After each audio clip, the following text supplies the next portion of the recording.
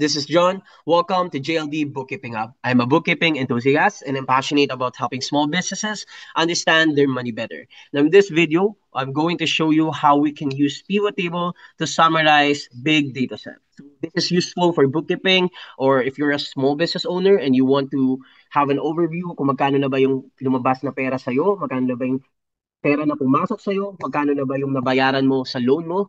So this is gonna be useful. As of previous videos, napakita ko na how I formulated and systemized this whole bookkeeping template. Right? So syempre kapag dumami na ito ng dumami, nag-ooperate si business for months, years, etc., this is gonna be hard to analyze. So that's why useful talaga si pivot table.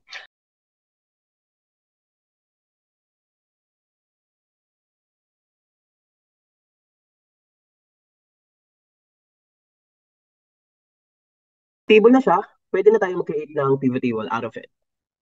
Punta ka lang sa insert,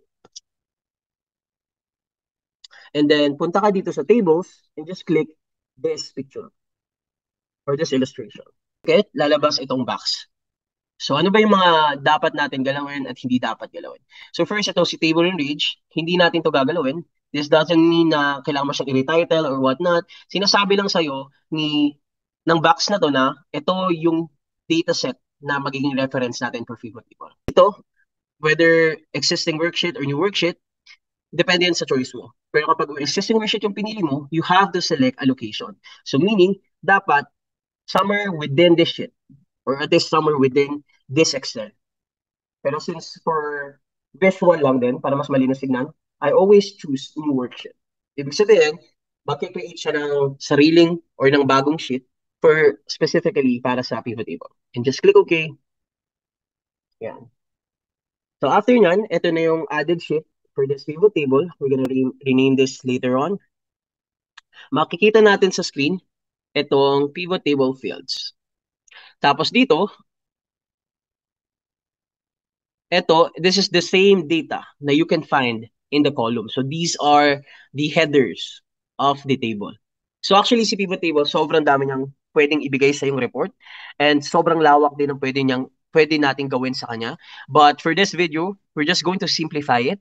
A simple report para mapakita kung ano ba yung lumabas at pumasok ng pera o magkano na yung lumabas at pumasok pera based sa category, based sa date, galing doon sa reference natin.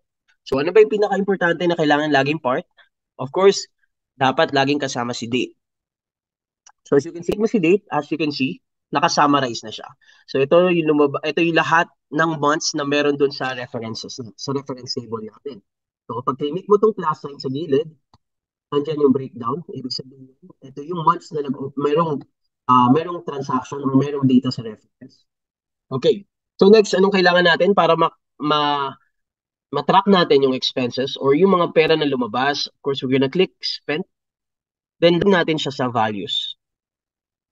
Yan. So, ibig sabihin, meron ka ng data analysis na nagsasabi sa'yo na ito yung pera na lumabas noong March, ito yung pera na lumabas noong April, so on and so forth. So, kung gusto mo i-change yung format niyan, just right-click. Lalabas itong options na to. Punta ka sa Value Field Settings. And then dito wala kang babaguhin. Punta ka sa number format. And then, ano ba yung pinaka-accurate dito sa data? Of course, number. Sige, papakita niya. Okay. Okay. Ganyan. So dito makikita na natin yung total ng outflow or cash outflow sa mga months na presented sa table. Pero kung gusto nating mas i-detail pa, i-breakdown sa expense, fixed asset, and liability, we can do that. I think ang pipiliin ko is si account category. Yan. So makikita na agad natin kung saan nanggaling si 80,000 plus kanina, di ba? Ito na yung so, yung pera na lumabas, ito yung total, pero ito yung breakdown nun. So expenses, 38 plus, the fixed asset, 37 plus, the liability. So sobrang importante na detailed yung report na generate natin. Ngayon, kung gusto mo mas malinis, punta ka dito sa drop-down, i-click mo lang yung gusto mong makita. So syempre, ang goal lang naman natin dito, di ba, is makita yung total ng expenses. So untick this, select all, and then just click expenses. Yan. And then copy. Punta natin dito sa baba.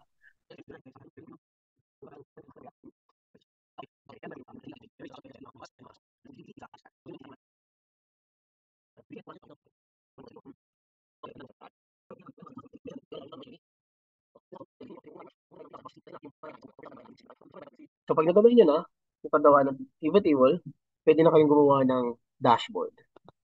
So, papakita ko kayo ng sample na ginawa ko. Ito yung ginawa ko sa sample lang naman din to, personal finance tracker. Ang difference lang is yung chart of accounts ito ay personal. So, merong savings, merong investment. Pwede rin tayo maggawa dito actually ng click natin. Click natin ito. And then punta tayo sa home. Then conditional formatting, data bars. And yun lang.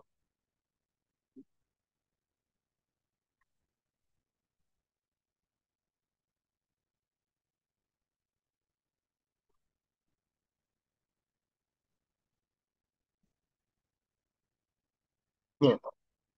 And then kung gusto mo pa ng mas maganda tignan, punta ka sa insert. Pwede ka maglagay ng slicer. Ito, lagi ko itong ginagamit. Then click mo kung saan mo siya. Then pwede ka mamili dito. Pero let's use months. Yan. So pag click mo, 3 months sa slicer, March, yung data lang isalabas, March. So nakita nyo hindi nag-react tong dalawang to.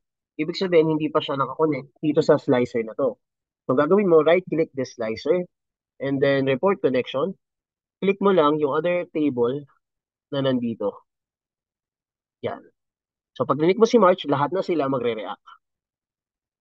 So ibig sabihin dito, kaya walang lumabas, wala siyang data sa March. April, May, June, August. Naka-light color. Itong mga naka-light color, ibig sabihin walang data dyan kahit isa dito sa tatlong pivot table. Kung gusto mong alisin yan, right-click again, slicer settings, and then just click this, hide items with no data. Click OK. Yan. That's it.